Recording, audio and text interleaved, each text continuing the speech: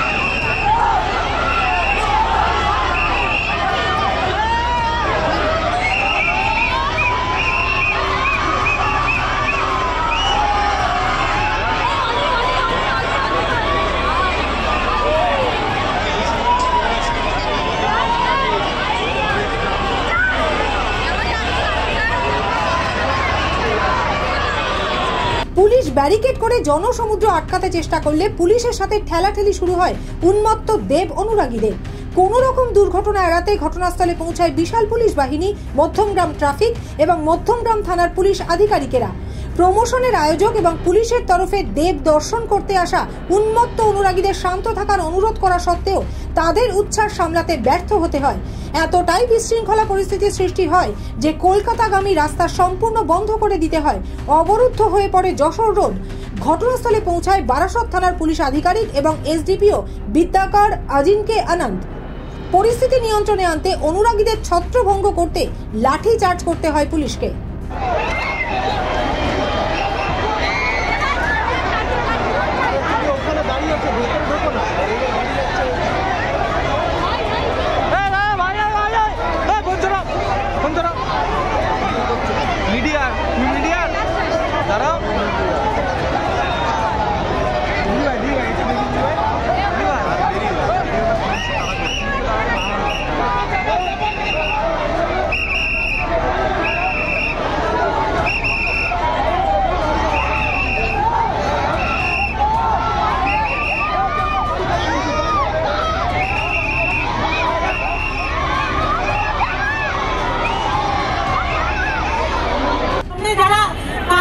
মুখ করে দাঁড়িয়ে আছো, আমি জানি তোমাদেরকে পেছন দিক দিয়ে ধাক্কা দেওয়া হচ্ছে, কিন্তু যারা দিচ্ছে তারা ভক্ত বলছে কিন্তু অভক্তের মতন কাজ করছে। তাই তো দেখো, আমার পুলিশ সাথের মুখগুলো দেখো, তাদের একটা রেসপন্সিবিলিটি আছে, তারা তাদের রেসপন্সিবিলিটি তোমাদের সুরক্ষার জন্য বারবার বলছে তোমাদেরকে পেছনে, যাতে ভালোভাবে সুস্থভাবে ইভেন্ট না হোক। তোমরা কিছুতেই সেটা করতে দিচ্ছ না, আমাদের ইভেন্টটা বন্ধ করতে হচ্ছে। তোমরা ঠেলাঠালি করো, আমাদের কোনো অসুবিধা নেই, আমরা ইভেন্টটা বন্ধ করলাম। আজকে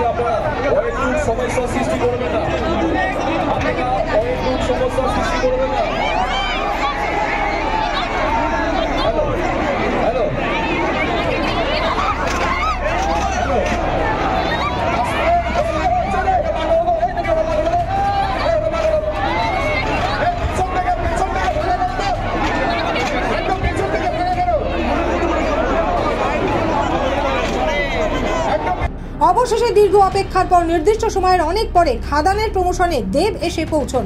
তবে লাঠিচার্জের কথা স্বীকার করতে চাননি পুলিশ আধিকারিক।